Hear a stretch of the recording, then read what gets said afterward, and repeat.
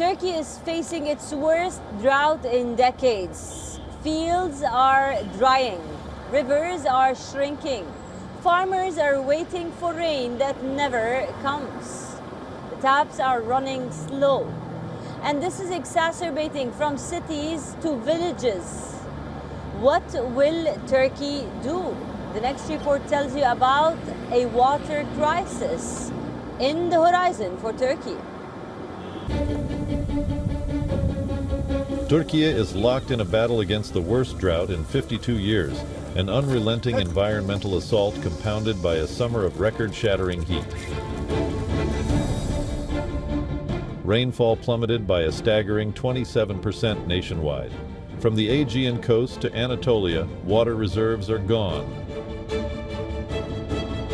The worst drought in decades is gripping much of the eastern Mediterranean and West Asia, drying out rivers and lakes, shriveling crops, and leading to days-long cutoffs to tap water in major cities. The situation is particularly dire in Syria, where experts say rainfall has been declining for decades. The fledgling government is trying to stitch the country back together following a 14-year civil war that left millions impoverished and reliant on foreign aid.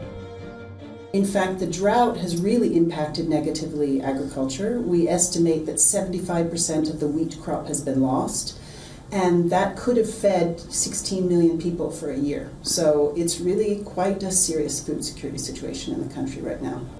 Again, Lebanon is grappling with one of its worst water crises in decades. Lake Karaun, the country's largest reservoir, reaches historically low levels amid worsening pollution.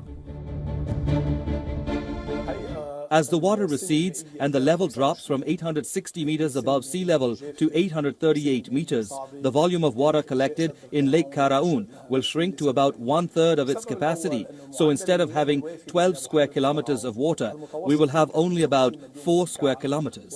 This will leave 8 square kilometers as dry land, where cracks will appear due to the retreat of the water.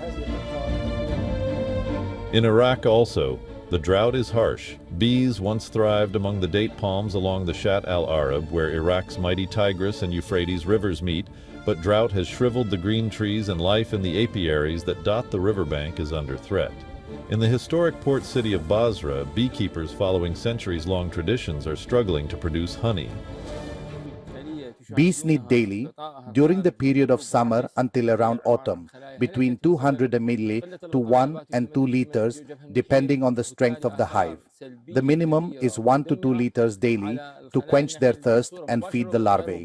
They also need up to half a liter daily, in addition to this amount, to cool the hives when the temperature rises above 30 degrees. And we see in Basra it reaches 50 degrees, so the hive needs daily half a liter of pure RO water to cool the hive, like an air cooler. Due to the drought, honey production in the area is expected to decline by up to 50% this season compared to the previous year. Bureau Report WION World is one.